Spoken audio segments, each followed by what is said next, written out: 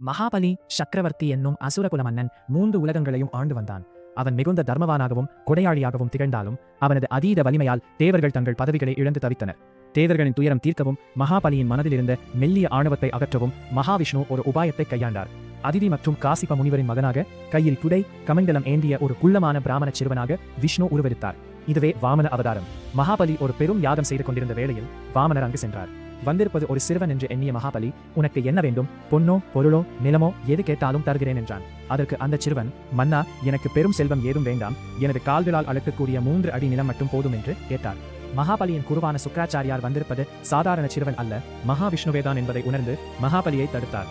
ஆனால் கொடுத்த வாக்கை மீறமாட்டேன் என்று கூறி தானம் கொடுக்க மகாபலி முன்வந்தான். தாரை வார்த்து தானம் கொடுத்த அந்த நொடியில் குள்ளமான வாமனர் விண்ணுக்கும் மண்ணுக்குமாய் பிரம்மாண்டமான திருவிக்கிரம் உருவம் எடுத்தார். அவர் தனது முதல் அடியால் ஒட்டுமொத்த பூமியை அளந்தார். 2வது அடியால் வானுலகை அளந்து முடித்தார். 3வது அடியை எங்கே வைப்பது என்று விஷ்ணு கேட்க 7 லோகங்களும் அழக்கப்பட்டு விட்டதை உணர்ந்த மகாபலி தன்னிடம் எஞ்சியிருப்பது தனது உடல் மட்டுமே என்பதை அறிந்து பணிவுடன் தலை குனிந்து 3வது அடியை என் தலை மேல் வையுங்கள் என்றான். விஷ்ணு மகாபலியின் தலை மீது பாதம் வைத்து அவனை பாதாள லோகத்திற்கு அனுப்பினார். மகாபலியின் கொடை தன்மையையும் பக்தியையும் மெச்சிய இறைவன் அவனுக்கு பாதாள லோகத்தை ஆளும் உரிமையை வழங்கியதோடு ஆண்டு ஒரு முறை தனது மக்களை காண பூமிக்கு வரும் வரத்தையும் அளித்தார். இதுவே மகாபலியின் ஆணவம் அழிந்து அவன் முக்தி பெற்ற கதையாகும்.